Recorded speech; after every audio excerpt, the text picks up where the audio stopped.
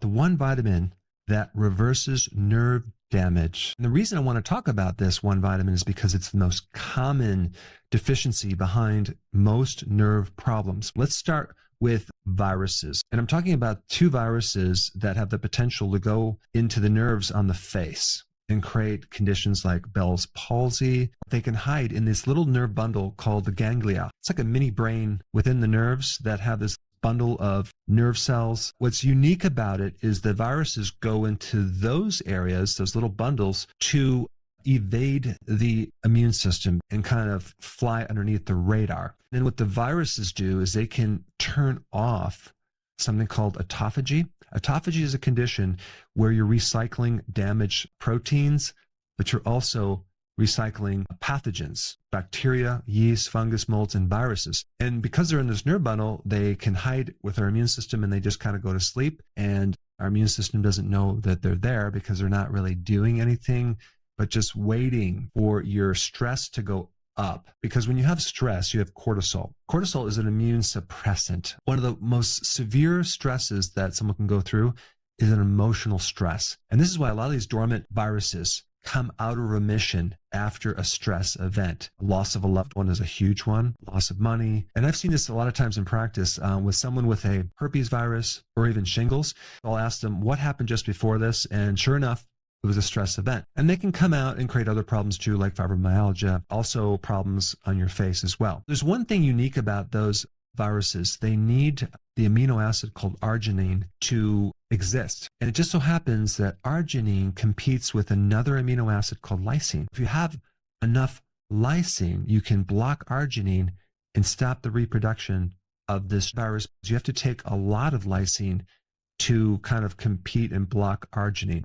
You want to take 1,000 milligrams to 3,000 milligrams every single day for a period of time to put that virus back in remission, as well as do whatever you can do to reduce stress. Let's take another nerve problem, sciatica. That usually comes from a disc issue. A lot of people with disc problems are deficient in copper. If you have sciatica, you may want to try either taking a supplement with copper or just putting copper cream topically around that area in your back where it originates to reduce the discomfort. Next condition is carpal tunnel syndrome. That's in your wrist. This is usually a B6 deficiency. The primary nerve that supports myelin is B12, and that would be another type of nerve problem, because if you're deficient in B12, you can get like electric shock-like sensations in your nervous system, very, very painful, or even numbness, and that's because B12 is involved with the myelin sheath around the nerve. That's the outer covering that protects the nerve, that insulates the nerve, that allows the signals to transmit. Then we get to MS. Okay, this is an autoimmune disease. This can definitely affect your nerves, your brain. Vitamin D3 is essential in reducing inflammation within the nerve cells and also your brain cells. You need to take large amounts of vitamin D3, 50, 60, 70, 80,000 IUs of vitamin D3 to put that condition into remission. There's a lot of research on this using something called the Coimbra protocol, which I will put a link down below for more information about that. Now let's get into the most common nerve problem that exists, and that is something relating to either prediabetes or diabetes. A lot of people with diabetes end up with nerve problems in their feet. They get numbness in the toes first, and then it kind of starts traveling in the foot.